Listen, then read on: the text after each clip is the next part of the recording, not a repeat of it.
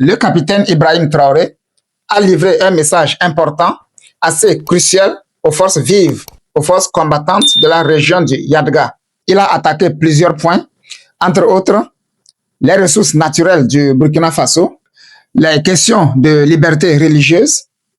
Je vais vous laisser écouter le message et on s'attrape après. Bonjour à tous. Avant tout propos aujourd'hui, peut-être que je vais demander à ce qu'on se mette debout et prendre une minute de notre temps pour applaudir nos différentes forces combattantes qui sont actuellement au nord de notre position en train de combattre et de conquérir nos terres. Donc une minute d'applaudissement.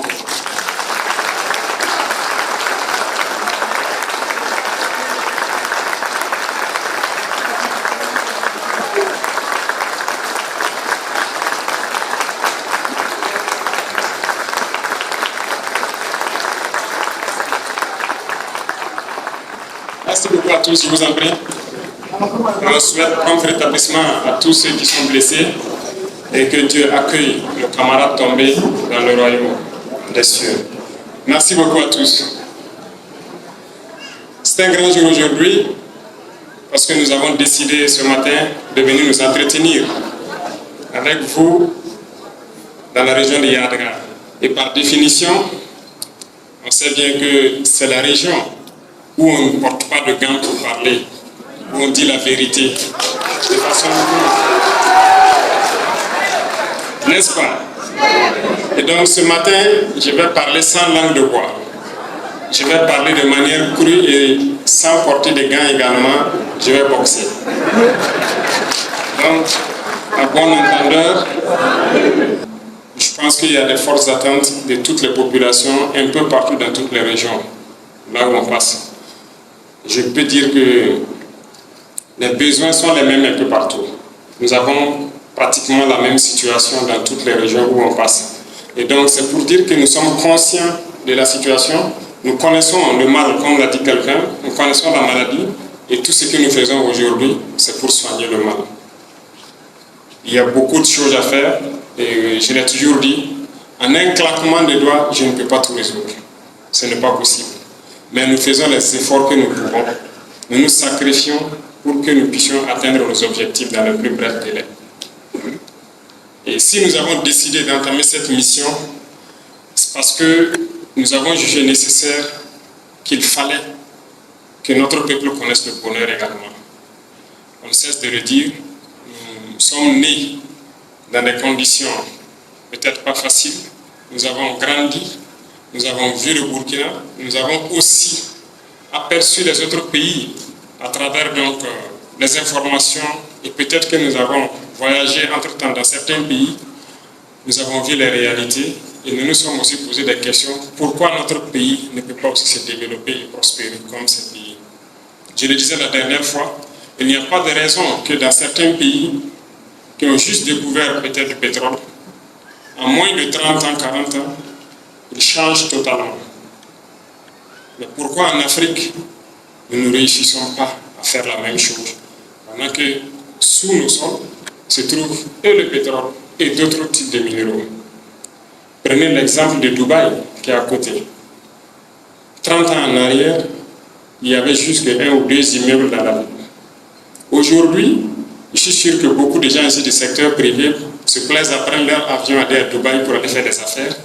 Et il ne manque pas de faire des petites vidéos pour montrer la beauté de la ville. Les immeubles ont poussé partout et trucs. Rien qu'à cause de l'exploitation du pétrole. Mais combien de pays exploitent le pétrole en Afrique? Est-ce qu'ils ont eu ce développement? Donc il y a une question à se poser. Ici au Burkina, on exploite l'or et beaucoup d'autres minéraux, même si on n'a pas encore découvert le pétrole. Mais qu'est-ce qu'on en fait? Donc je suis venu aussi pour qu'on se pose des questions. Il est vrai aujourd'hui, pas seulement en burkinabé, mais en africain, qu'on se pose des questions, et les bonnes questions. Dans un premier temps, je vais peut-être éplucher les différentes questions qui ont été posées ici. Et les questions qui pourraient rentrer dans l'ordre du jour, je vais les répondre plus tard. Ceux qui sortent de l'ordre du jour, je vais peut-être apporter quelques réponses et vous promettre que nous sommes à pied d'œuvre pour pouvoir résoudre tous les problèmes dans les brefs délais qu'on puisse le faire. Déjà, il y a un bon nombre de questions qui sont adressées directement à vous, les ministres, et je suppose que vous avez noté, notamment le ministre de l'Action humanitaire concernant donc le centre des personnes handicapées, les centres des personnes âgées et tout ça. Vous allez voir ce qui est faisable. Et comme je l'ai dit, ces centres ne doivent plus être des centres juste faits pour se réunir ou à l'occasion des fêtes. Ça doit contribuer à la formation. Donc vous voyez dans l'urgence qu'est-ce qui peut être fait pour qu'on puisse les réhabiliter et qu'ils puissent... Et pour la carte d'invalidité, je pense qu'il y a lieu de... Vous allez voir qu'est-ce qu'il faut organiser avec les différents services pour que les gens puissent reconnaître la carte d'invalidité. Parce que ça ne sert à rien de les émettre et que les gens, arrivés dans des services, ils ont des difficultés avec. Donc, vous voyez quel mécanisme vous mettez en place pour pouvoir le faire. En plus de cela, je pense que c'est à l'endroit de nos camarades étudiants également.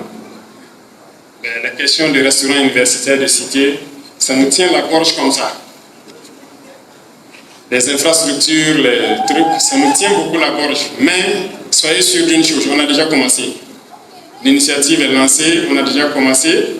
Et tout ce qui sera fait dans le milieu de l'éducation, je suis sûr que dans 10 ans, les gens seront surpris.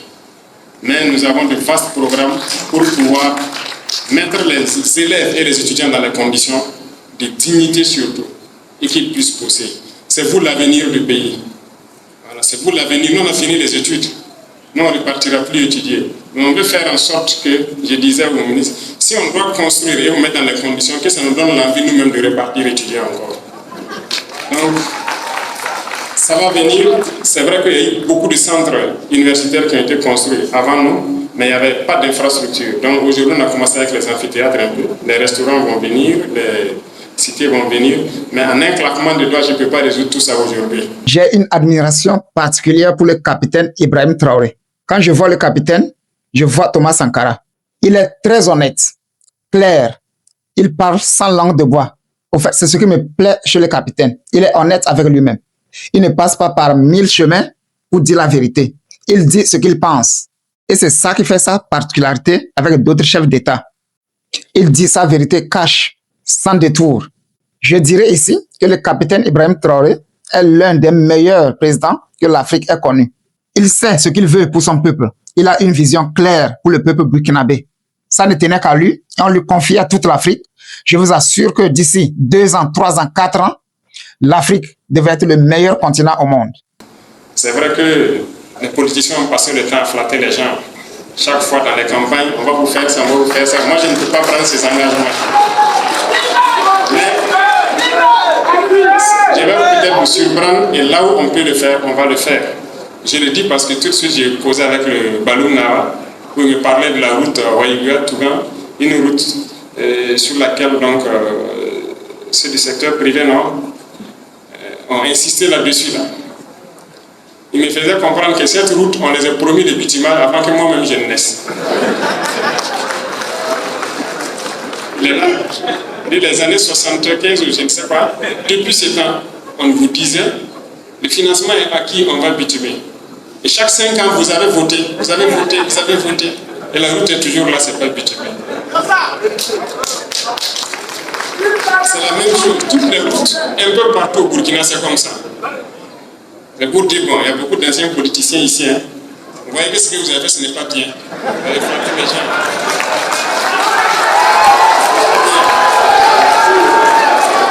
Donc, aujourd'hui, on a décidé de partir sur une nouvelle donne. Voilà. Et il faut que vous gardez le cap. Si on a créé Faso Mero, c'est justement à cause de tout ça.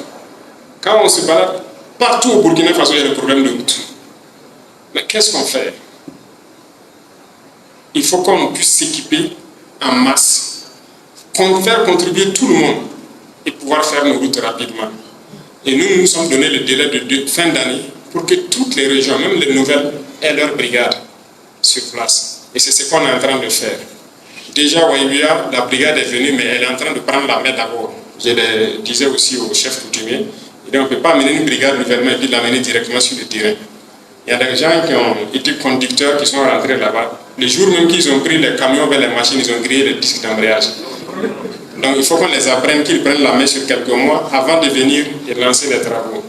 Donc toutes ces routes-là, c'est vous qui allez programmer. Avec le gouverneur en tête, je le disais avec les chaînes de circonscription, vous allez décider quelles routes sont prioritaires et ainsi de suite, et vous allez faire vos routes.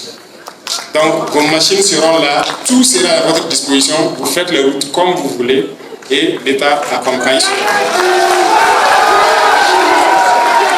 Et je pense que ça sera pareil dans toutes les régions du Burkina Faso. Voilà ce qu'on veut. Il n'y a pas de raison que vous partez ailleurs, vous roulez sur de belles routes, vous vous filmez même. Ici aussi, on peut faire. Tout ce qui est faisable ailleurs est faisable ici. Donc, si sur ce point, il n'y a pas à s'inquiéter, on va y arriver. Voilà, on va y arriver, ça c'est une certitude. Pour les questions de certains centres, les salons, les journées de l'artisanat, les espaces et tout ça, donc je pense que les ministres ont noté tous ces points. Je vais rester à l'écoute. À l'issue de la rencontre, chacun, ce qui le concerne, pourra nous dire, même le rattachement, l'étudiant a parlé du rattachement de l'école à l'université, c'est vous qui allez étudier quoi. Si ce n'est pas possible, que vous puissiez le faire, le retour, le pourquoi vous ne souhaitez pas le faire, ainsi de suite. La formation professionnelle, ils ont beaucoup parlé, beaucoup de personnes ont parlé de ça, donc vous voyez comment on peut intégrer au fur et à mesure les différents centres. Donc, il y a beaucoup d'autres questions sur lesquelles on va revenir plus en détail, mais il faut que nous soyons tous conscients du combat que nous menons et que nous restons surtout concentrés. J'ai remarqué que beaucoup de gens peut-être ne savent pas toujours où nous sommes, parce qu'ils ne savent pas d'où nous venons. Et je pense que celui de la veille citoyenne, pour la région ici par exemple, a dit quelque chose de très important. En 2022, quand on arrivait, la route de Waïgué était coupée. Même l'aérodrome de Waïgué n'était pas accessible. Et c'était inquiétant. Et c'était pareil pour presque toutes les villes. La route nationale numéro 1 même était coupée aussi. Mais je pense qu'il faut saluer les différentes forces qu'on a engagées, les VDB, qui se sont sacrifiés pour qu'aujourd'hui, nous puissions nous installer dans des zones comme Ban, comme Ségué et comme Niense qui est en cours actuellement. Et les forces sont en train de pousser le combat jusqu'à la frontière. Et tout sera sécurisé. L'ennemi ne peut pas nous vaincre si nous sommes une nation. Et pour rester une nation, on a besoin de discipline, comme je l'ai dit. On a besoin d'abnégation, on a besoin d'avoir un objectif sur lequel on se fixe. Et là, c'est de ça qu'on va parler en long et en large. Si on n'a pas un objectif, on va errer dans la nature, on ne saura pas où on part. Et si on ne sait pas aussi d'où on vient, on n'a pas de repère, c'est comme quelqu'un qui est au milieu d'un désert, qui n'a aucun repère, il ne sait pas où aller, il ne sait pas quoi faire. Non, il faut qu'on ait des repères. Et pour avoir des repères, il faut repartir et interroger l'histoire. Et il ne faut pas occulter une partie de notre histoire. Et il ne faudrait pas aussi que le syndrome de Stockholm soit une maladie commune à tous les Africains. Vous connaissez le syndrome de Stockholm? C'est un syndrome qui fait que celui qui vient te faire du mal, tu finis par l'aimer et le protéger. Est-ce que vous comprenez? C'est-à-dire l'agresseur, celui qui te fait du mal, qui te torpille, tu finis même par l'aimer et tu le défends, tu le protèges. Beaucoup de gens sont atteints de ce syndrome de Stockholm. Que ce soit ici au Burkina ou en Afrique en général. Parce que l'Afrique a beaucoup souffert. Et on a voulu effacer l'histoire de l'Afrique. Et beaucoup même ne connaissent pas l'histoire de l'Afrique. Mais pourtant, on ne doit pas être ignorant. Il faut qu'on connaisse notre histoire pour savoir où on va. L'Afrique n'était pas comme ça. Reconnaissons-le. Je vous ai dit une fois, si nos ancêtres, dans nos brousses, on se balade, on voit que les ancêtres étaient capables de prendre la terre et enlever le fer. Mais pourquoi aujourd'hui on ne peut pas le faire? C'est qu'on a perdu quelque chose entre-temps. Et qu'est-ce qu'on a perdu? Comment on a perdu? Ce sont ces questions-là qu'il faut se poser. Et une fois qu'on se pose ces questions et qu'on a les réponses, on est guéri de notre maladie du syndrome de Stockholm. Et ces questions, il faut les poser de manière courageuse et les affronter. Et comme je l'ai dit, nous ne sommes pas des politiciens à éviter les problèmes. Nous, on affronte les problèmes et on les résout. On ne les déplace pas.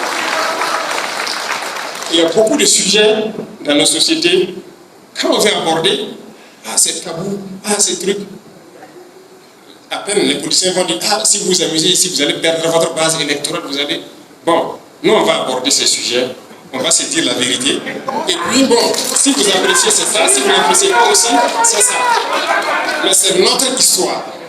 Et il faut qu'on se rappelle de notre histoire, d'où nous venons, qu'est-ce qui nous a été fait pour qu'on soit comme ça. C'est un gros coup de gueule que je vais porter à tout le peuple noir, si je peux dire, ici à Waïguya. Et pourquoi Waïguya? Je vais vous dire pourquoi Waïguya. Waïguya, ça veut dire quoi? Venir se prosterner. Ce que je vais dire aujourd'hui, c'est le départ d'une nouvelle manière de faire. Et par ça, si vous acceptez qu'on y aille, ceux-là qui nous agressent viendront se prosterner ici au Québec. Mais si vous ne comprenez pas, si vous ne comprenez pas la portée de mon message, le lendemain ne sera pas bon. Et je veux qu'on s'écoute attentivement, qu'on comprenne ce qui se dit.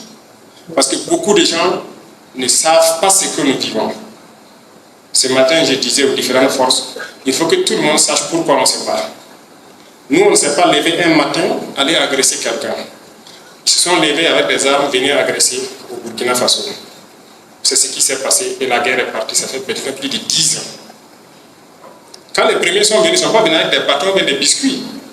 Ils sont venus avec des armes et ils ont tué. Et c'est ce que nous vivons. Très bien. Pourquoi ils nous combattent? Aujourd'hui, tout le monde doit le comprendre. Ce sont nos richesses, nos sous-sols et tout. Donc s'ils peuvent nous tuer tous et prendre nos terres, ils vont le faire. D'ailleurs, c'est ce qu'ils le font. Il faut que donc on soit conscient de cela. Et pour le faire, ils passent souvent par nous-mêmes, nos propres frères et tout. Vous voyez, la dernière fois, lorsqu'on a décidé de rompre les relations diplomatiques, je m'étais dit que bon, dans les 2 semaines, 3 semaines à suivre, ils vont réagir. Mais vous voyez, la condescendance fait que les gens deviennent bêtes. Ils sont tellement devenus fous et bêtes qu'immédiatement la réaction est là. Parce que dans leur tête, c'est quoi? Comment un nègre peut dire à moi, le maître, de quitter? C'est ça qui se passe dans leur tête. Et là, c'est systématique. Comme ce qui s'est passé en temps de l'esclavage. Il faut attraper ces nègres-là, les donner une correction pour que les autres voient que ça ne se passe pas comme ça. Ils ont fait pousser dans tous leurs rouailles pour venir faire des attaques meurtrières à Gaïri, à Solan, à Seba. Parce qu'à Gaïri, ils ont attendu que le pire passe par Tafada pour l'espoir logistique. Il restait en peine une compagnie et ils sont venus très nombreux pour assaillir la ville. À Solan, ils ont fait l'erreur, ils sont tombés sur des gendarmes déterminés là-bas, qui les ont matés. À Seba, pareil. Mais, c'est pour vous dire quoi? Avant de lancer ce genre d'assaut, vous voyez, les esclaves de salon, vous voyez leur chaîne de télé là, quand vous prenez certaines chaînes, certaines émissions, c'est des noirs qui présentent. Des noirs français en fait, qui ont la nationalité française, mais c'est des noirs qu'ils utilisent pour présenter ces émissions. Et leurs correspondants, c'est des noirs aussi. Tu vois, même des Burkinabés qui ont jeté cailloux sur leur patrie, qui sont quelque part, c'est eux qui sont leurs correspondants et tout. Ces jours-là, ils se sont préparés. Ouais, ils se maquillent avant de rentrer dans les studios. Ils ont fini tout leur maquillage et tout. Ils attendent les résultats de l'attaque pour monter sur le plateau et puis dire ils ont tué tant de RDS ici, ils ont rasé telle ville. Ça prouve que la sécurité, ça ne va pas. Comme il y a un qui avait menti grotesquement au niveau de l'Union européenne pour dire que ça ne va pas au Burkina. Donc ils s'apprêtaient à confirmer leur mensonge. Quand ils ont fini de se maquiller et tout, ils ont appelé, on dit c'est pas bon. Hein. Ils sont restés en deuil. Ils ont fait plusieurs jours de deuil. Il y en a qui ne peuvent plus se démaquiller, ils sont là et tout. Ils ne savent pas quoi dire. Tout le mensonge a été ravalé. Nous, on est assis, on les regarde. ils sont comme ça. Mais ils ont toujours utilisé le noir contre le noir. N'allez même pas le chercher. Nos ennemis sont avec nous. Et ça m'amène à vous donner un conseil général. Vous voyez, nous sommes en révolution et on a pris une ligne. Et il faut que les gens restent concentrés. Beaucoup de gens disent qu'ils sont concentrés, ils sont révolutionnaires. Mais c'est vous encore qui partez suivre les pages des apatrides là et vous croyez à ce qu'ils racontent. Et vous vous affolez, vous inquiétez. Et vous êtes dans des états de trucs. Pourquoi? Restez concentrés. Moi, j'ai entendu beaucoup de bruit dernièrement et tout. Et encore, vous-même, vous contribuez à créer même peut-être même des problèmes sans vous rendre compte. Vous voyez, on a lancé une opération de diaspora baroque. Souvent, on fait ces opérations pour tester la fiabilité de notre État. Est-ce que les gens investissent dans notre pays ou pas? Vous voyez qu'on a eu plus que ce qu'on voulait. Et c'est pendant cette période que toutes les communications, ça ne va pas au Burkina, on attaque ici, ça ne va pas au sommet de l'État, on fait ci, on fait ça. Et beaucoup de gens sont inquiets, ils nous appellent des trucs. Je vais vous dire une chose, que ce soit clair dans la tête de tout un chacun. Le contexte que nous vivons, ce n'est pas le contexte de 1987. Que ce soit clair. Moi, je n'étais pas en prison et que quelqu'un est venu en prison me chercher après un coup de tête me mettre au pouvoir, comme ce fut le cas avec Blaise. C'est carrément différent. Parce que oui, Sankara était en prison, Blaise a quitté à Pau, il est venu, il l'a libéré, il l'a mis au pouvoir. C'est normal. Quand on parle peut-être de numéro 1, de numéro 2, je ne sais quoi. Ce n'est pas notre contexte. Moi, quand j'ai quitté avec mes hommes, j'étais en tête, il n'y avait pas un seul soldat devant moi. Donc, c'est pas la même chose. C'est pas que je suis venu à Ouagadougou, aller m'asseoir, me cacher dans une villa et puis dire aux gars, allez-y faire. Et puis le soir, je me bombe la poitrine devant la RTB. Ce n'est pas comme ça. Quand la 14-5 a tourné, j'étais à moins de 100 mètres et j'étais la première victime. Donc, évitez de faire l'amalgame. Il n'y a ni numéro 1, ni numéro 2, ou numéro combien. Il n'y a pas de numéro. Il n'y a pas deux capitaines dans un bateau.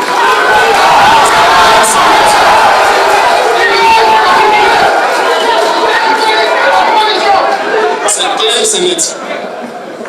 Si maintenant, par vos communications, vous croyez que quelqu'un est fort, vous allez créer des problèmes à la personne. Et vous assumerez ensemble les conséquences de vos problèmes. Que ce soit clair. Et l'autre chose, c'est quoi? Tous ceux qui travaillent avec moi connaissent ma ligne de conduite. J'ai une mission. Et eux tous suivent la mission. C'est pour ça qu'on est là. Et si quelqu'un merde, je vais te mater sans état d'âme. Il n'y a pas à dire que oui, lui, il n'y a pas d'homme fort. Il n'y en a pas. Et j'en viens encore à vous, les gars du secteur des opérateurs économiques, qui souvent disent il faut négocier avec telle personne, l'homme fort, il n'y a pas d'homme fort avec moi. Non, arrêtez ça.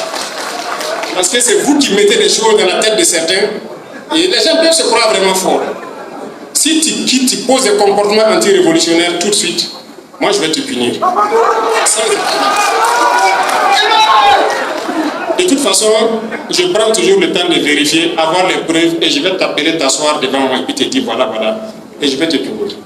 Donc c'est comme ça. Donc tous les camarades que vous voyez, qu'ils soient ministres ou pas, je les ai tous dit, c'est lui qui s'amuse, qui va poser un comportement anti-révolutionnaire et que moi j'ai les preuves devant la main, je vais te punir. Et sa punition là, si en temps normal il devait faire peut-être une punition A, moi je multiplie par 2 ou par 3. Parce que tu es responsable.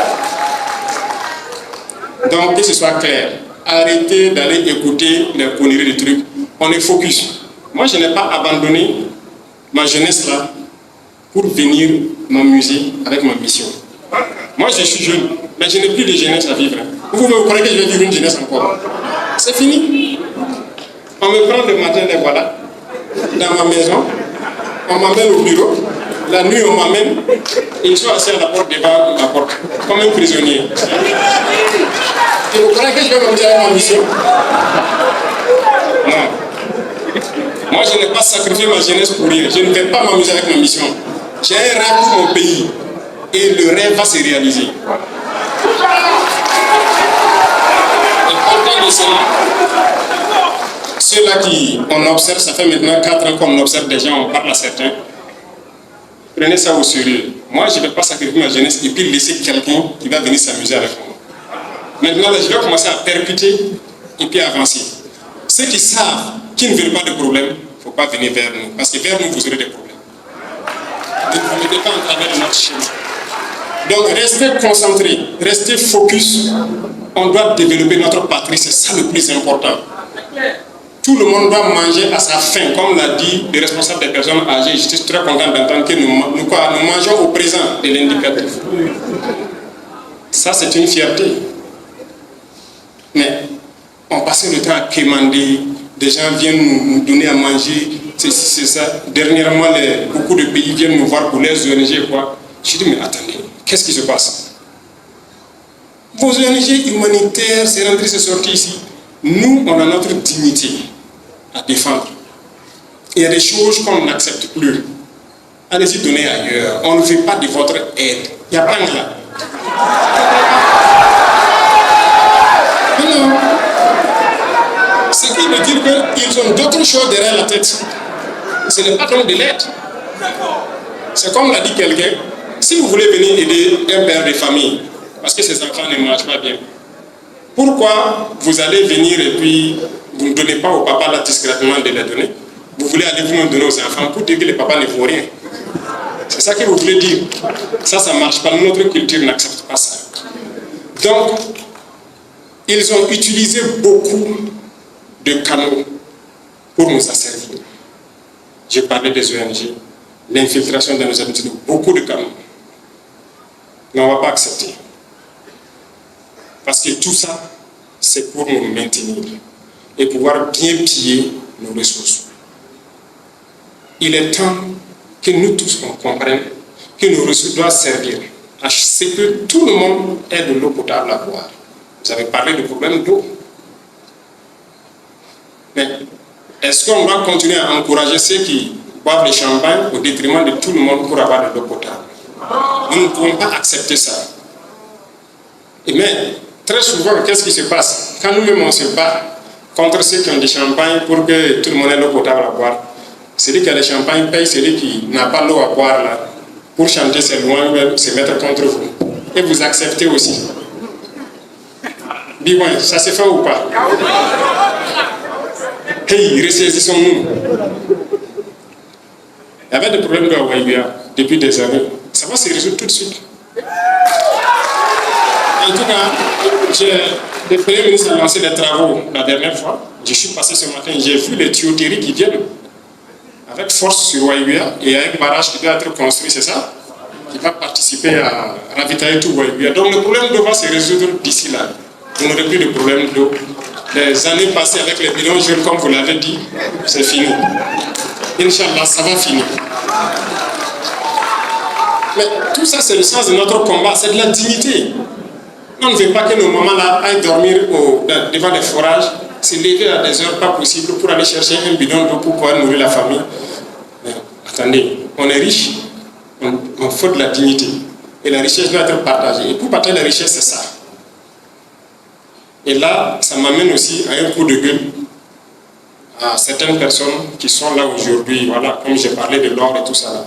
L'or apparaît partout, c'est la bagarre, les gens se tuent sur l'or. Arrêtez ça. L'État va prendre le contrôle de la situation. Parce que beaucoup de gens là, ils partent extraire l'or là.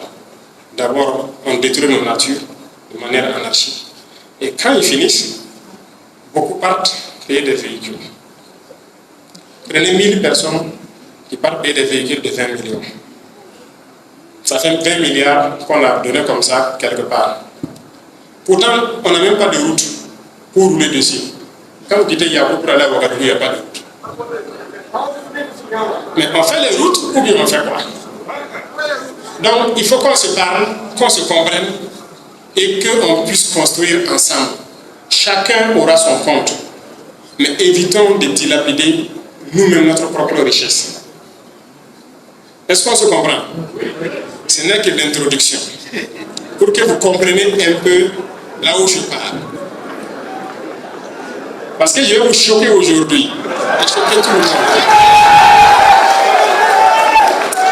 Alors, revenons au sujet.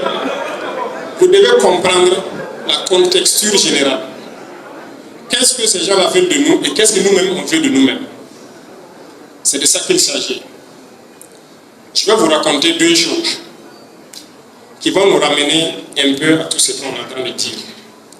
Vous savez, entre nos quatre murs, il y a des choses qui se disent avec ceux qui viennent nous voir. Souvent, quand on n'a pas envie de dire, ou bien quand on choisit le moment approprié pour dire. Aujourd'hui, je vais vous raconter deux histoires. Et sur ces histoires, je vais commenter pour que vous compreniez que nous devons nous battre et nous devons surtout être plus intelligents. Parce que c'est grave ce qui nous guette si jamais on ne comprend pas. Vous voyez, lors de l'interview passée, je disais qu'un jour, je vais parler de quelque chose concernant le consommation local et tout ce qui va. Un jour, des gens de services secrets d'un pays occidental sont passés nous voir. Ils nous ont proposé des produits, 4 produits, pour mettre dans la nourriture et envoyer dans les zones où il y a des terroristes. Ces produits se mettent dans tout, hein, dans des boissons, que ce soit la bière, la sucrerie, dans la cigarette, dans le riz, dans le lait, ça se met dans le tout. Et il y a un des produits, son travail c'est de tuer le cerveau.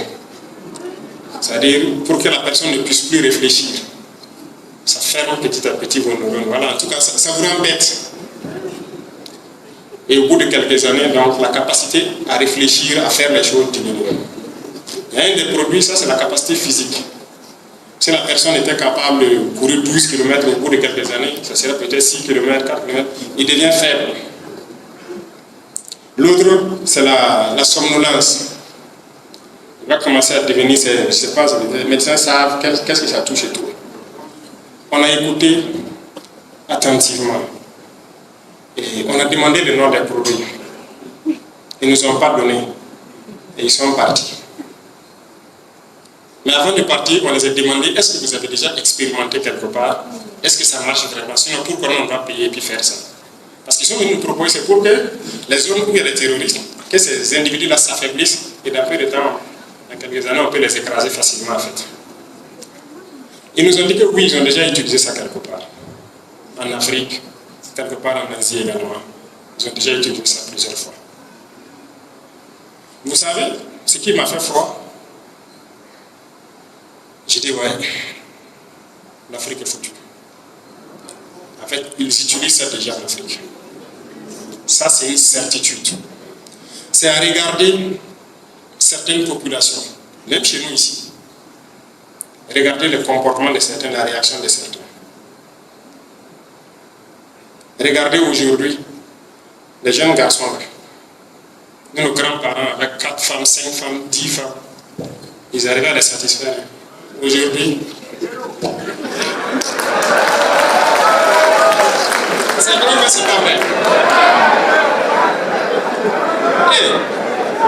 C'est la révolution, on ne cache rien. Ce qui peut être dit pour sauver, il faut le dire. C'est la réalité. Prenez les jeunes gens aujourd'hui. Ils sont là, ils ont des problèmes. Ça ne va pas. Regardez les problèmes d'enfantement. Les gens sont là, des fausses couches, des problèmes pour enfanter, c'est rentrer, c'est sortir ici. Vous croyez que c'est pour rien? Regardez certains pays en Afrique. Vous pouvez faire les statistiques. Il y a des pays qui sont 2 fois, 3 fois, 4 fois plus grands que le Burkina, mais qui n'ont pas la population de Ouagadougou. Ils sont en train de finir.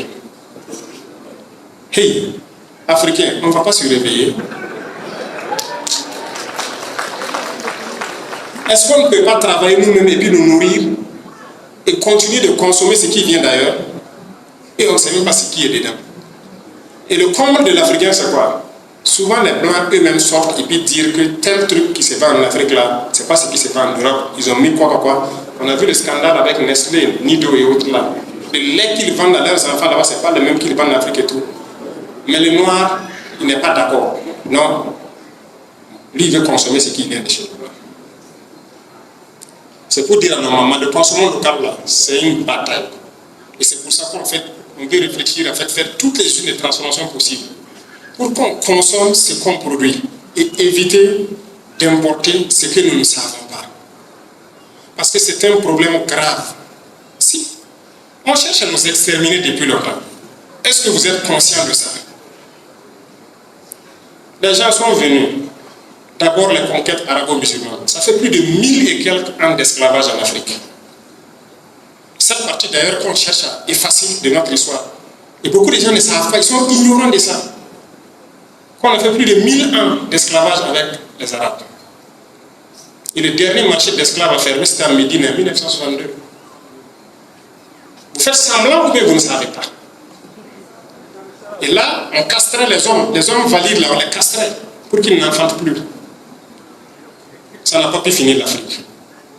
Les Occidentaux sont venus pendant 400 ans nous déporter à aller travailler, nous tuer de toutes les manières possibles. Mais l'homme noir a résisté toujours. Mais pourquoi c'est aujourd'hui que nous ne pouvons pas nous rendre compte de ça, résister et changer la vapeur? Pourquoi? Tellement ils nous ont traumatisés, nous barbarisés, que nous-mêmes on les aime maintenant, on les aime plus que nous-mêmes. C'est ça le syndrome de Stockholm dont je parlais. C'est ça le problème. Et si on ne prend pas conscience de ça, on est perdu. On est fini. Parce qu'ils continueront à nous terminer d'une manière ou d'une autre. Et c'est ce que je vous raconte là, par des produits qu'on injecte et tout. Regardez le noir. Il aime plus ceux qui l'ont agressé hier que lui-même sa propre personne. Sylvie Ziri. Ils sont nombreux parmi nous. Si vous ne connaissez pas l'histoire, lisez. Vous verrez, personne ne nous aime. Il faut que ça, on soit conscient de ça. Mais c'est quelle inconscience d'aller chercher à l'amour de celui qui ne t'aime pas. Pourquoi? Je disais l'autre jour, Premier ministre, c'est en 1994. En 1994, en France, ici, à Nantes, il y avait un parc animalier qu'on appelait quoi, Bamboula, parc ou c'est quoi là. Un parc animalier comme ce qu'on a à Zinaré et un peu partout là. Donc les gens partaient regarder les animaux. Mais vous savez, il y avait quoi dans les parcs en plus? Des noirs. Oui, une trentaine d'Ivoiriens étaient là-bas. Et c'est les Ivoiriens principalement qui étaient dans le parc pour représenter aussi une race d'animaux. 1994, le parc était toujours là. Et ce sont les Blancs qui sont battus pour qu'on ferme le parc. Ce n'est pas des Noirs qui sont battus. Vous ne connaissez pas votre histoire. Et vous êtes là, vous aimez ceux qui vous ont opprimés hier. Mais on est comment? Qu'est-ce qui ne va pas? Et ça m'amène à la deuxième histoire. En 2023, j'ai reçu des gens. Il y avait un monsieur que j'appelle Daniel dans le groupe, un Français, qui a dit, Monsieur le Président, vous savez, vous êtes la même phrase, la fameuse, vous êtes en avance sur votre temps, ce que vous voulez faire, votre peuple ne vous comprendra pas. Et il dit, vous voyez Sankara, il était en avance sur son temps, il a voulu bien faire. Mais vous voyez, quand on a tué Sankara, c'est passé comme une lettre à la poste. Voilà le terme qu'il a employé. Effectivement, personne n'a branché. Vous avez acquiescé, vous avez apprécié, hein, qu'il n'y avait plus la révolution. Qui est sorti marcher contre la mort de Sankara et tout. Et je lui ai dit, mais oui, mais les époques ont changé, c'est tout quelque chose. Il me dit non. Il me dit, Monsieur le Président, le noir est maudit. Mais excusez-moi, mais le noir est maudit. Ils ne pourront jamais comprendre ce que vous voulez faire. Ils ne pourront jamais être constants.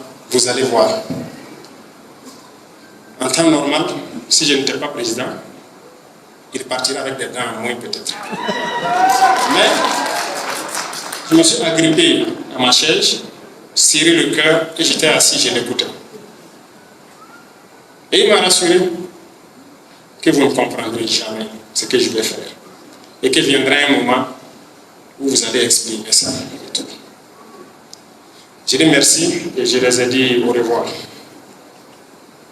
Vous voyez, je me suis rappelé de lui il n'y a pas longtemps. Et à quelle occasion? Parce que ce monsieur est de la DGSE. Et vous voyez qu'ils ont manœuvré tout. Ils ont tout tenté.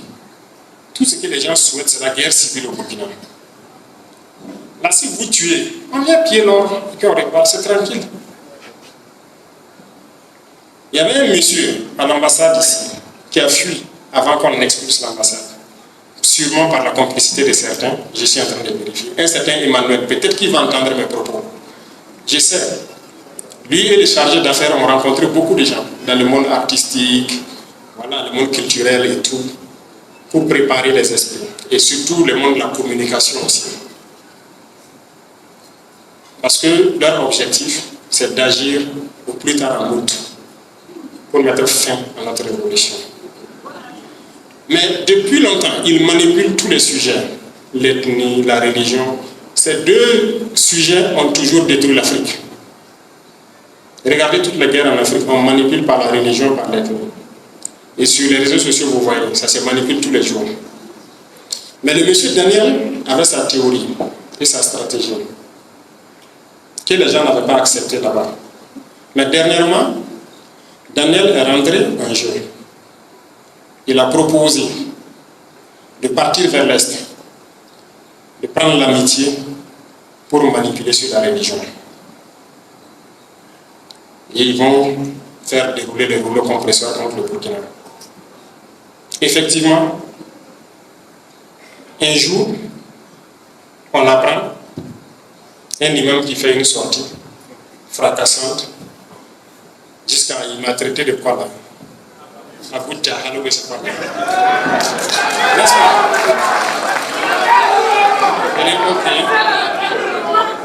Après cela, le lendemain ou le surlendemain, il y a une petite minorité estudiantine qui se font appeler les rouges vifs, qui font, comme ils ne sont pas nombreux, ils font sur Facebook des déclarations qui n'ont rien à voir avec la situation.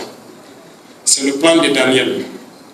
Et je crois que ceux qui devraient suivre, ce sont les syndicats, qui devraient aussi se retrouver à bout de travail pour des déclarations et espérer dérouler le rouleau compresseur contre nous.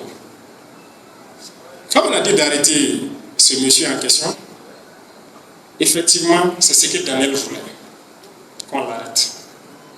Et si on l'arrête, on va voir maintenant la suite des événements. Au passage, ce monsieur-là est foncièrement mauvais. Et il est foncièrement malhonnête, et je vous le dis pourquoi. La loi sur laquelle il a parlé, il a lu la loi, il a compris la loi. Ce n'est écrit nulle part qu'il est interdit de prier dans les services. Nulle part. Mais c'est ce qu'il a dit. Pour manipuler les écervelés qui vont le suivre. Ah, il veut interdire la prière. Ah, il veut interdire la prière. Moi, je suis musulman aussi.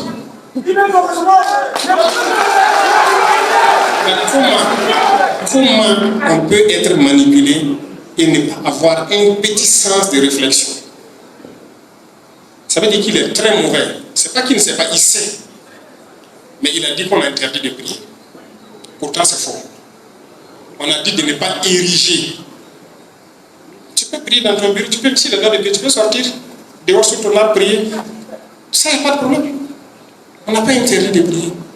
Même sur la place publique, ce n'est pas écrit quelque part dans cette loi-là qu'on ne prie pas sur la place publique. On a juste dit de prendre des autorisations. Et qu'on sache que des gens prient là-bas. Imaginez, vous partez, vous priez quelqu'un, les pompiers viennent pour passer pour aller un incendie, et puis la route est barrée.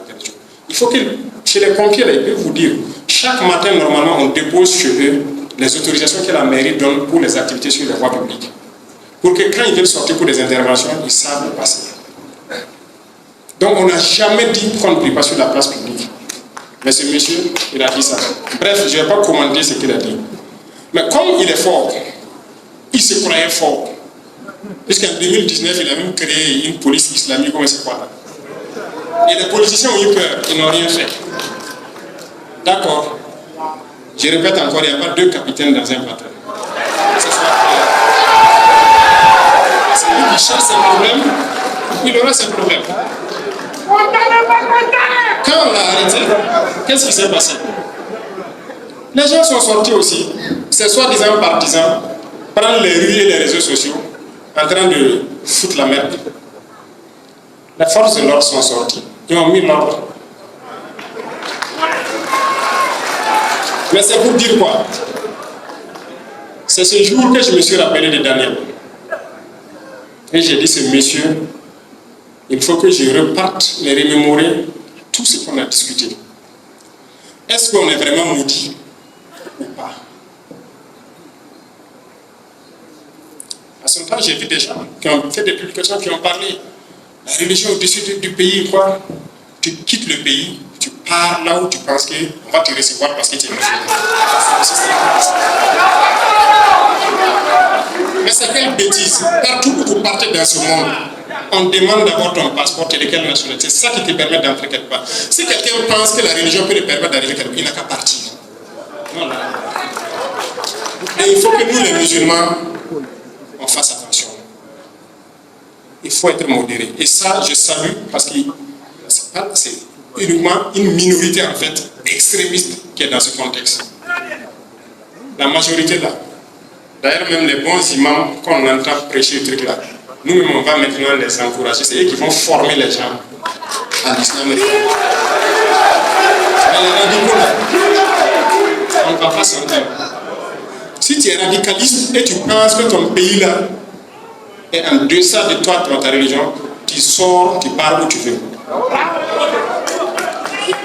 Est-ce qu'on est maudit ou pas? C'est la question que je veux qu'on se pose aujourd'hui. Je vais vous développer un certain nombre de sujets. Et on va se poser des questions.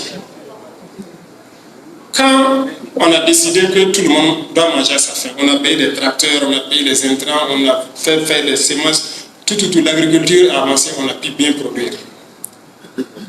Et donc, depuis quelques mois, on a décidé d'interdire l'importation du riz, c'est ça? Parce qu'on a produit assez de riz pour qu'on puisse manger. Et le marché, donc, pour le réguler. Mais il y a des gens qui importaient du riz, qui ne sont pas contents, et qui nous ont dit qu'on va échouer. Et il prie Dieu tous les jours qu'on échoue. Lui, il préfère prendre l'argent du Burkina, aller payer le riz du paysan en Asie pour venir, mais il n'aime pas que ce soit nous, nos paysans, qui bénéficient de ça. Est-ce qu'on est maudit ou pas? Donc il y a des gens qui sont quand même maudits. Ça ne se comprend pas. Vous allez détecter à travers mes propos tous ceux qui ont le gène de la malédiction en eux. Et comme je dis encore, notre grosse chance, c'est que la grande majorité n'est pas maudite. Vous avez compris. C'est une minorité qui en met. Il y a beaucoup de domaines où on veut avancer et des individus refusent qu'on avance parce que eux, leurs intérêts comptent plus que tout. Moi, je ne vais jamais accepter. Et si vous n'arrêtez pas, en tout cas, on va se faire la guerre et moi, je vais vous combattre. Ça, c'est sûr, c'est net. C'est la masse populaire qui compte. On ne peut pas être là depuis qu'on existe là. Vous avez tous les avantages, vous avez tout. Mais faites pardon, les gens doivent manger aussi. Les gens doivent vivre dignement. Mais pourquoi des gens vont se battre contre ça? Et ils manipulent. Et c'est là que je disais, il y a peu de temps, que ceux-là qui ont du champagne, quand on veut que tout le monde ait l'eau potable, ils payent ceux-là qui n'ont pas l'eau à boire pour nous combattre. Et souvent, ils acceptent aussi et ils nous combattent. Faites pardon. Il faut réfléchir avant d'agir.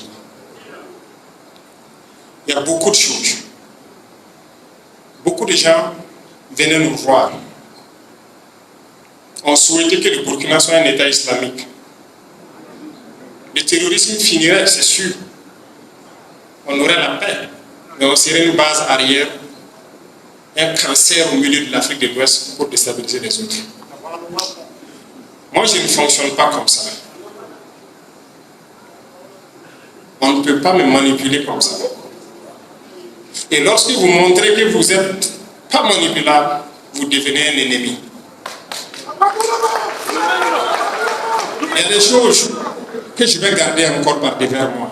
Mais s'il faut le sortir un jour, je vais le sortir. Mais je le dis pour que ceux-là qui manipulent des individus qui ne réfléchissent pas trop ici fassent attention. Sinon, on peut aller au fond et traiter la question. Notre pays, c'est notre pays et nous sommes là à nous battre pour notre pays. Personne n'aime notre pays plus que nous-mêmes. Il y a beaucoup d'événements. Je parlais de la production et tout ça tout de suite. Il y a des gens qui ont tendance à tenir des propos pour fragiliser la cohésion sociale et tout. Et comme je l'ai dit, quand on a adopté cette loi, c'est nous les musulmans qui avons été les premiers à se plaindre. Pourquoi les autres ne se plaignent pas? Pourquoi? Mais est-ce qu'on s'est assis une fois se poser la question? Pourquoi? Je pense que pour que quelqu'un, si tu veux attirer quelqu'un dans ta religion, c'est ton comportement d'abord qui peut faire que la personne va. Mais ce n'est pas autre chose. Et on ne peut pas forcer quelqu'un. Tout le monde est créature de Dieu. Et si toi tu penses que tu es un vrai religieux, tu dois aimer les autres créatures de Dieu. Parce que toi tu n'as pas donné la vie à quelqu'un. Tu ne peux pas créer un homme. C'est Dieu qui nous a tous créés. Toi tu n'as pas la capacité de créer un homme et c'est toi tu veux tuer un homme parce qu'il ne te suit pas dans ton. Pourquoi? Mais posez-vous les bonnes questions. Est-ce qu'on est maudit? Mais regardez, le christianisme, beaucoup en Europe sont chrétiens et tout. 2026 là, de nos jours, vous entendez c'est qui veut tuer son frère parce qu'il y a une discussion demain, c'est parce qu'à cause de la religion, il n'aime pas son frère ou veut tuer son frère. Vous avez entendu ça quelque part? Allez-y en Arabie Saoudite, qui est le berceau même de l'islam. Est-ce qu'aujourd'hui en Arabie Saoudite, les gens se font la bagarre ou veulent se tuer parce que l'autre n'est pas musulman? Mais pourquoi c'est nous les nègres qui sommes prêts à détester nos frères, prêts à les tuer parce qu'on dit qu'il est grave? Pourquoi? Tu es prêt à les tuer et tu n'es pas capable de donner vie. Et tu sais bien que Dieu t'interdit de tuer. Le vrai musulman, quand un moustique le pique, il n'a même pas le droit de le tuer. Il doit l'attraper et lui couper une aile. C'est ce qui est dit. Donc arrêtez ça. Au lieu de vous pomper la tête, oui, il est venu pour combattre l'islam. Si c'est ça là, si c'est ça qui est votre islam là, on va combattre ça. Ce n'est pas sérieux. On dit que c'est une religion de paix. Mais les extrémistes là, il faut vous ressaisir. Si vous ne vous ressaisissez pas, en tout cas le combat est entier. C'est ça qui a amené le terrorisme, c'est l'extrémisme. Qui dit que non, l'autre, il faut le tuer. Parce que. Pourquoi? Non, faites pardon, doucement. Doucement. Il y a des gens même là. Toute chose qu'ils devaient faire, ah non, ça c'est pour les caves, ça c'est cave. Mon frère, toi tu as fabriqué quoi?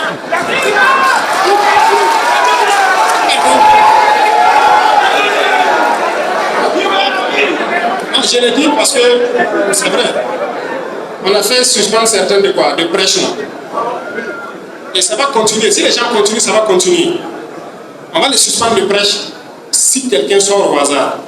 Et c'est là encore, je dis, je félicite tous ces imams valeureux, dignes et patriotes qui continuent de prêcher la bonne parole et éveiller les consciences. On en voit beaucoup et on les félicite, on les encourage.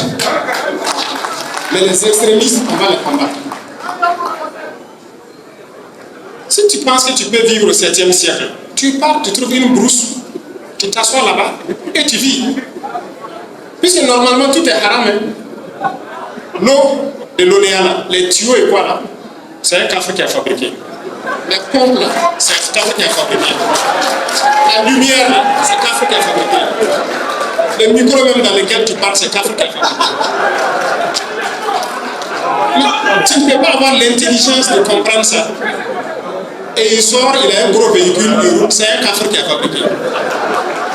L'avion que tu montes pour aller là-bas, c'est un café qui a fabriqué. Bon, bref, je ne vais pas aller sur le sujet, c'est pour que vous compreniez que c'est le filon par lequel l'impérialisme veut passer pour nous détruire. Et ce n'est que le début. J'insiste là-dessus parce que ce n'est que le début. ce qui vient est plus grave. Oui, tenez-vous bien.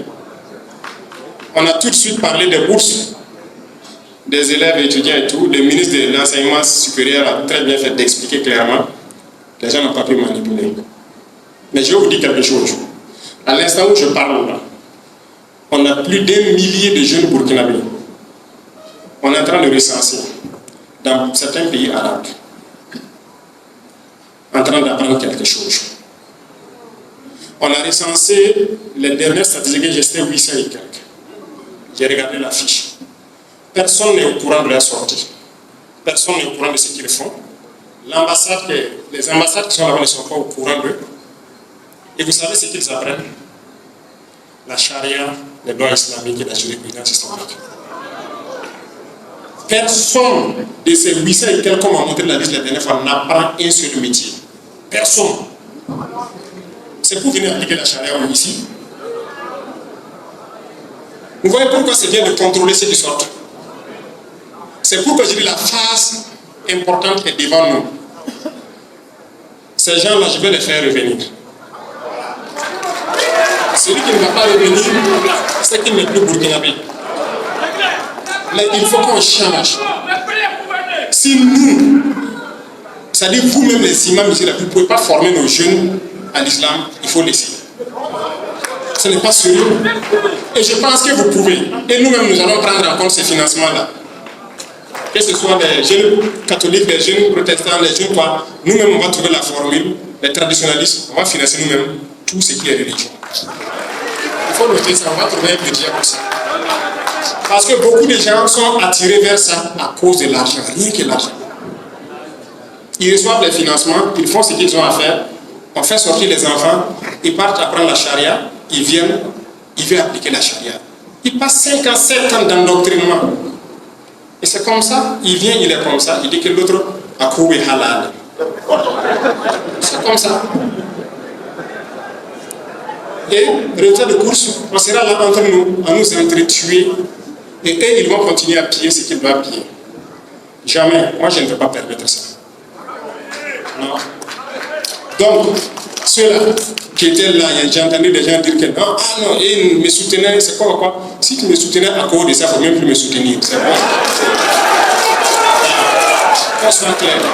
Mais nous, on a un objectif, on va arriver à un objectif. Tous les humains que Dieu a créés, on a le devoir de les aimer. Voilà pourquoi quand moi je dors, je pense à l'enfant inconnu.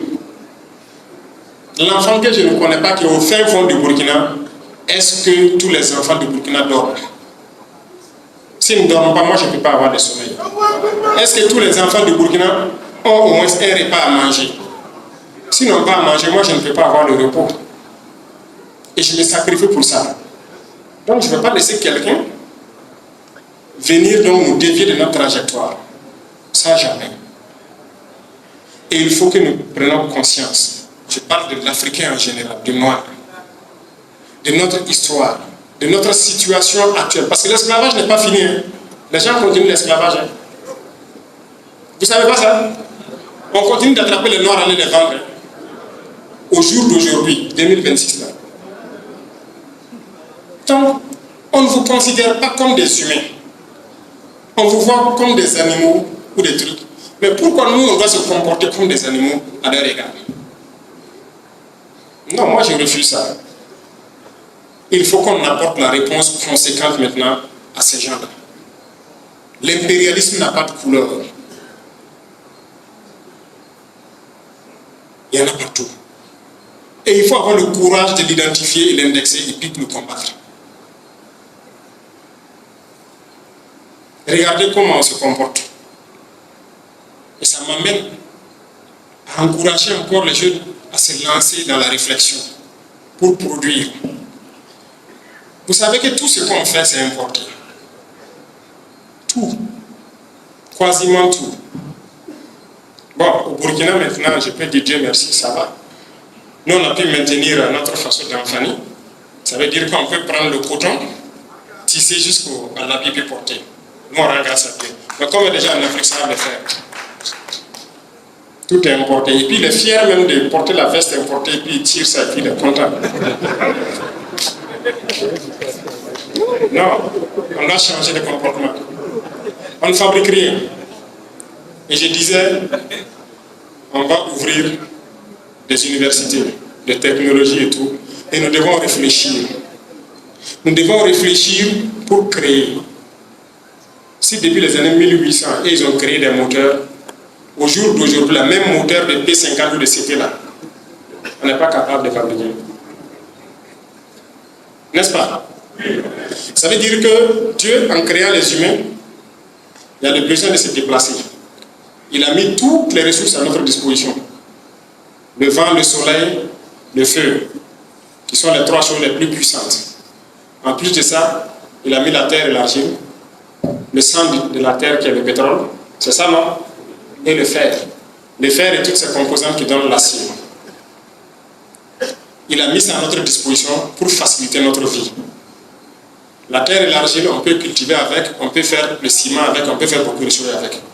Le fer et ce composant, c'est l'acier qui rentre dans vos bétons et tout ce qu'il y a. Et le sang de la terre, c'est le pétrole, qui est l'énergie globale que nous avons. Mais qu'est-ce que nous, les Noirs, on fait avec tout ça?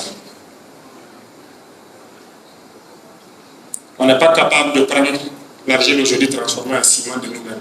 Parce que les usines, là, on les paye. On ne fabrique pas.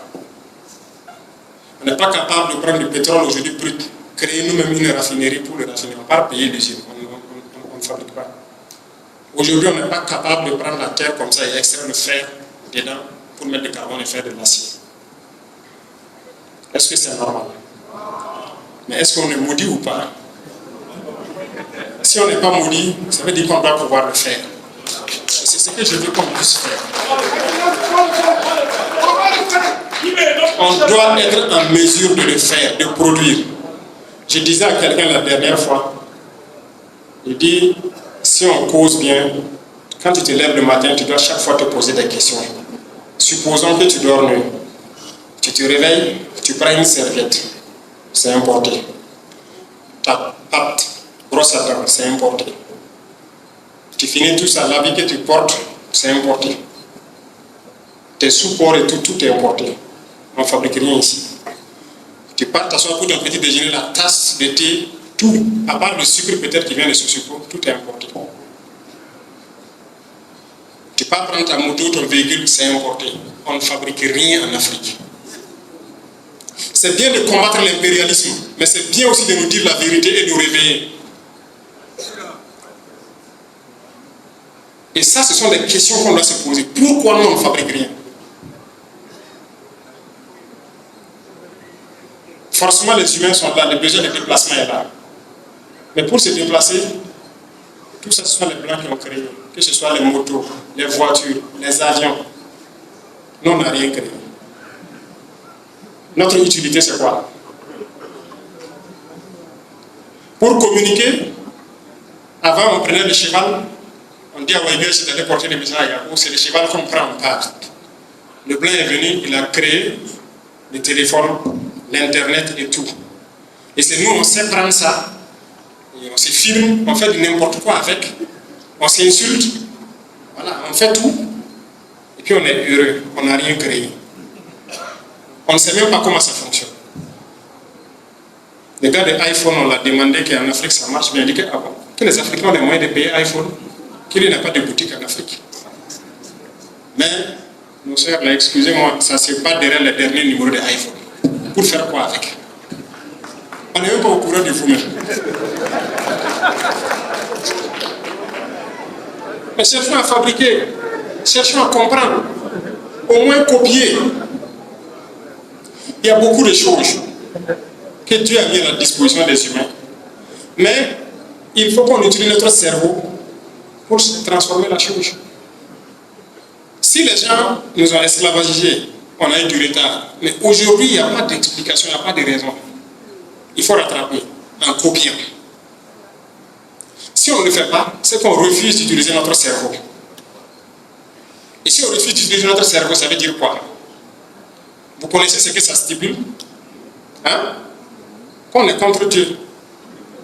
Puisqu'on veut dire qu'il n'a pas eu raison de nous donner un cerveau. Nous, on n'en avait pas besoin. Les autres vont faire, nous, on va prendre. Donc, ça veut dire qu'on a dit que Dieu s'est trompé. Et dans cette posture, on se met comme ennemi de Dieu, c'est pas bien. Voilà pourquoi il est fâché contre nous. Réveillez-vous. Réveillez-vous, c'est profond. Mais ne riez pas. Il est fâché contre nous. Parce que les Noirs refusent d'utiliser leur cerveau. On me dirait, oui, les Noirs ont créé des choses. Et puis après, ça y est. L'effet tricolore, c'est un Noir qui a créé. Oui. Où est l'usine qui fabrique ça en Afrique? Tous les faits à Ouagadougou, c'était Sagem, c'est français. Le Noir a créé ça. On est malade. Tous les appareils aujourd'hui, IRM, scanner, quoi? Non, on fait quoi? On ne peut pas créer, oui. Mais on ne peut pas copier. Travailler notre cerveau pour chercher à comprendre et puis faire. Notre cerveau ne nous sert pas. Vraiment, on veut dire à Dieu qu'il n'a pas eu raison de nous donner un cerveau. Moi, je ne suis pas d'accord. C'est pourquoi j'invite tout le monde à se poser des questions, surtout les jeunes, je parle surtout aux jeunes, pour que nous changions le paradigme. Et nous devons chercher la connaissance, chercher à produire, chercher à être utile sur Terre. Sinon, pour l'instant, là, c'est pas trop ça. C'est pas trop ça. Il faut qu'on participe.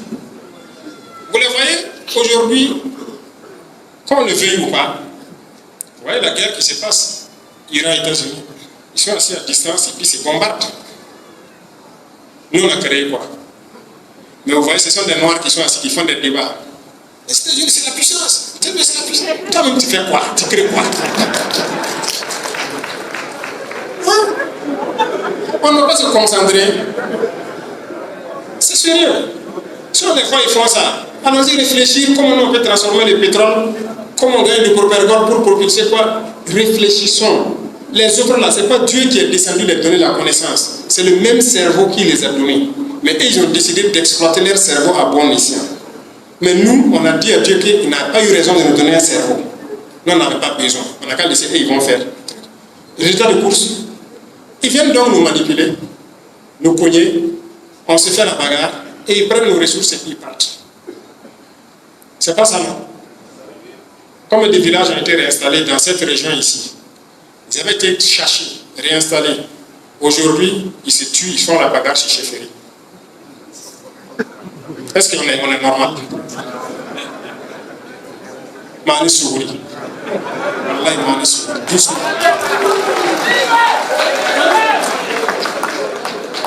Non. C'est vrai, les politiciens aussi avaient gâté tout avant, mais maintenant c'est fini. On n'a pas besoin de se faire la bagarre sur ces choses-là.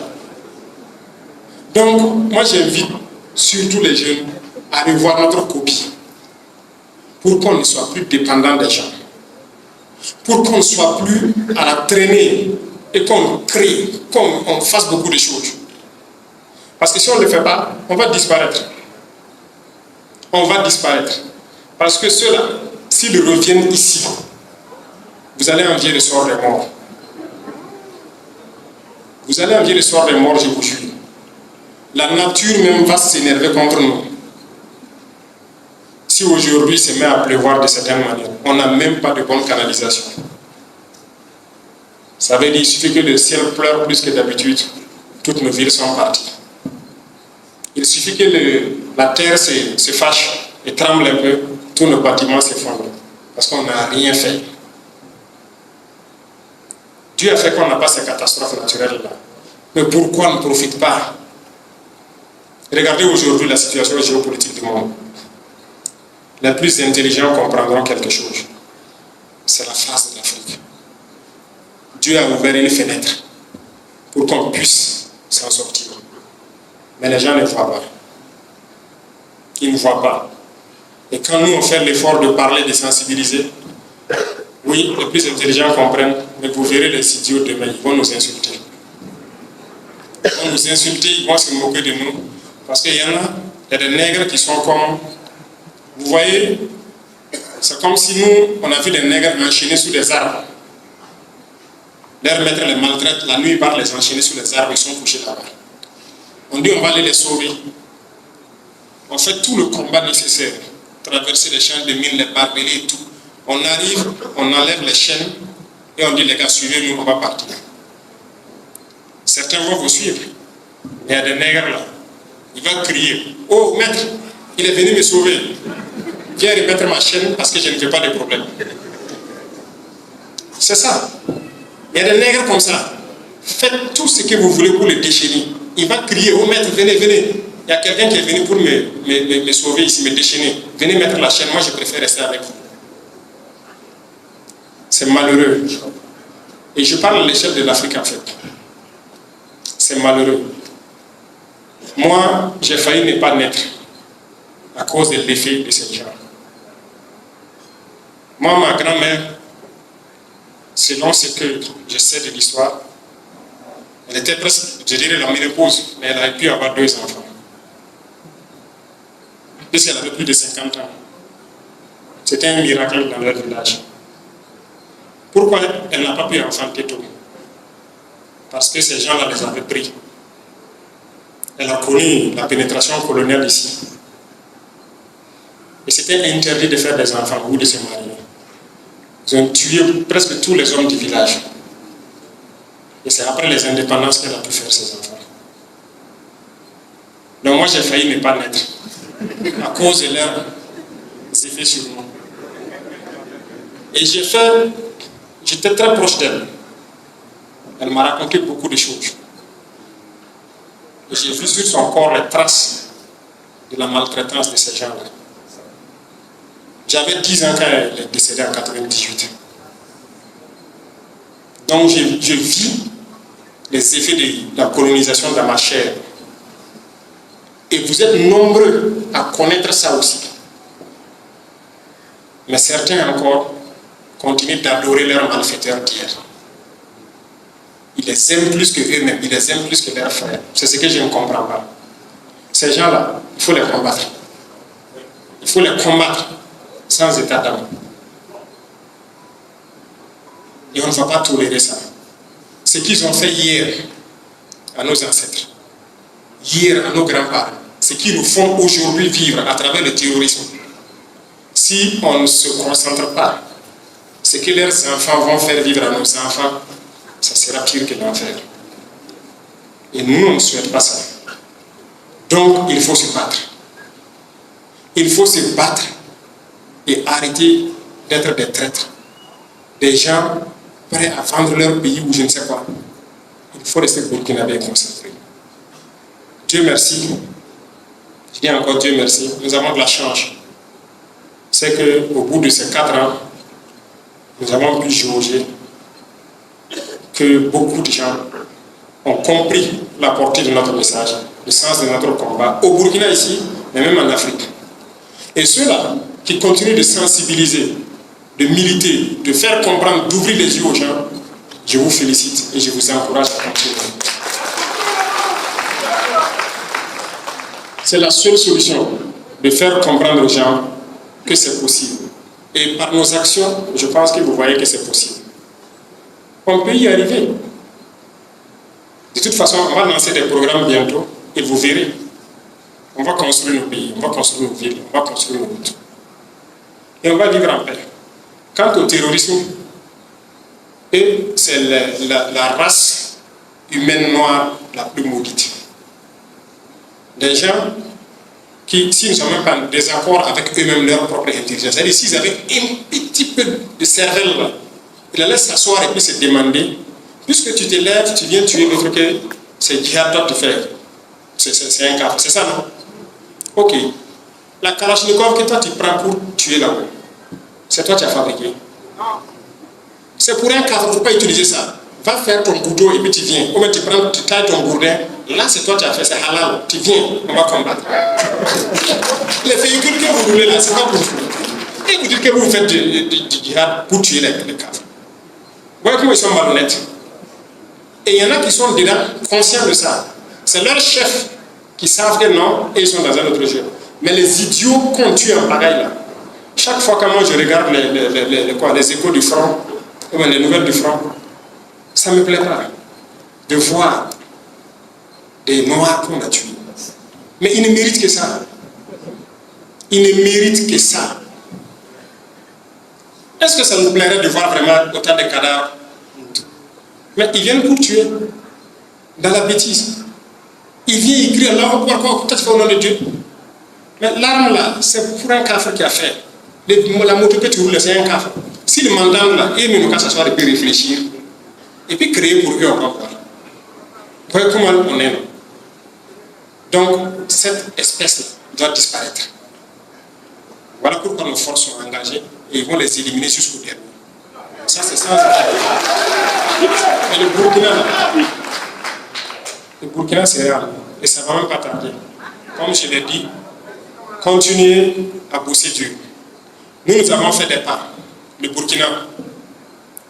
Mais, vous voyez, j'ai parlé de manière générale de l'Afrique.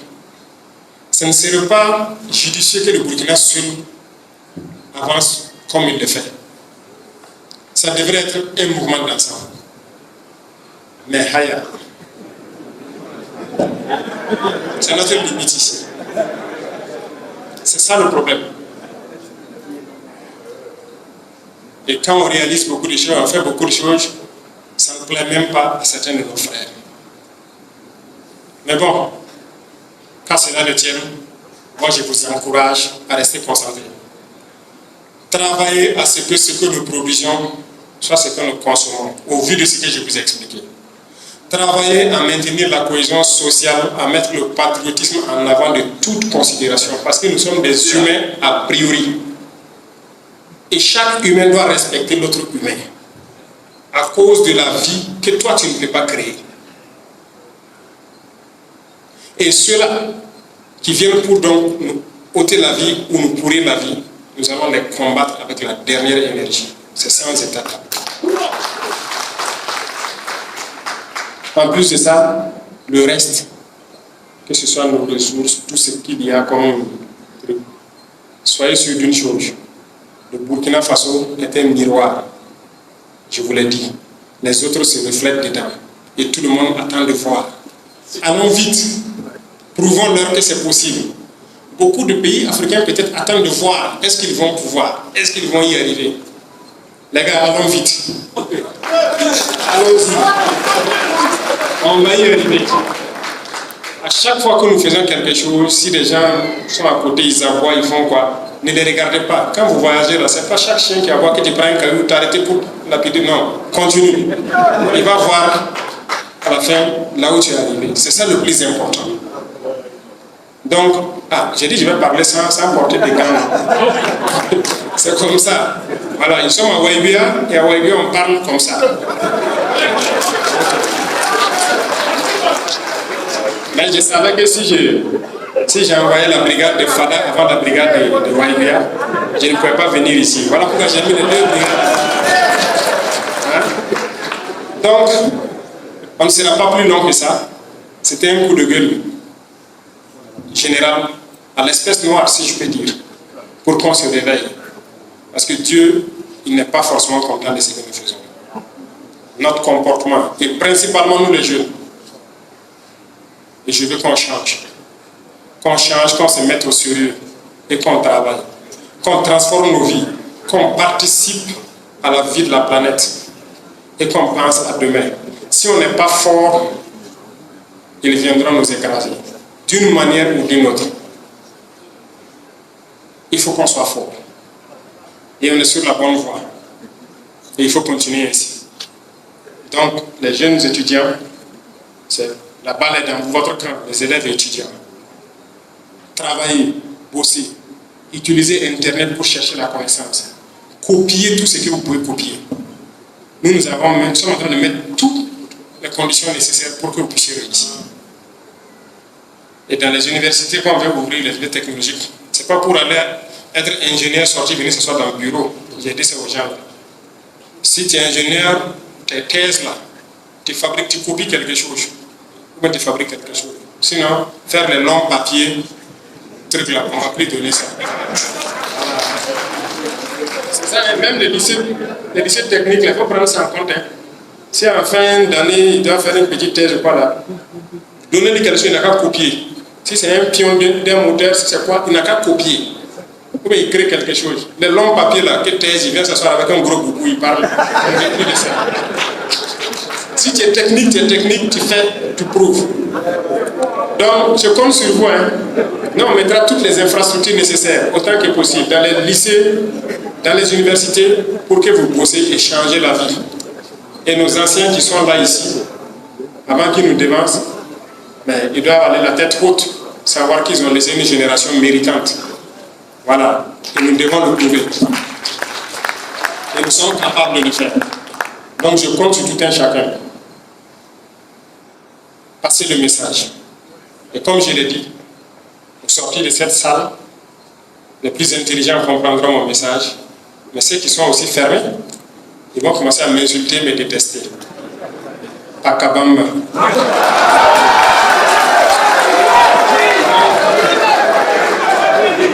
Voilà. On reste concentré. On reste concentré. Le lendemain meilleur nous attend. C'est possible. C'est possible. Je veux que vous croyez en vous. C'est possible. Croyez en vous. Je vous jure que c'est possible. Tout ce que vous imaginez, c'est possible. Prenez le temps qu'on le fasse bien. On ne pourra pas le faire comme ça, en un coup, mais c'est possible. Bonne concentration à tout un chacun. Que Dieu donne une bonne intelligence à tout un chacun. Que Dieu nous éveille, nous éclaire et nous illumine. Ça, c'est le plus important actuellement. Que Dieu guide nos pas, nous inspire et nous donne donc un bon cœur pour agir en faveur de chaque Burkinabé qu'on croise, agir en faveur de chaque Africain qu'on croise, agir en faveur de chaque citoyen du monde, chaque créature de Dieu qui est épris de paix et de justice. Que Dieu nous aide à pouvoir agir en faveur de cette personne. Je vous souhaite donc une très bonne journée. Merci beaucoup à vous pour ce long temps d'écoute. Et que Dieu bénisse notre chère patrie. Sur ce, on se dit au revoir et on se retrouve dans une nouvelle vidéo. Merci et à bientôt. Mais avant tout, n'oubliez pas de vous abonner massivement. Likez la vidéo, commentez, puis partagez la vidéo également.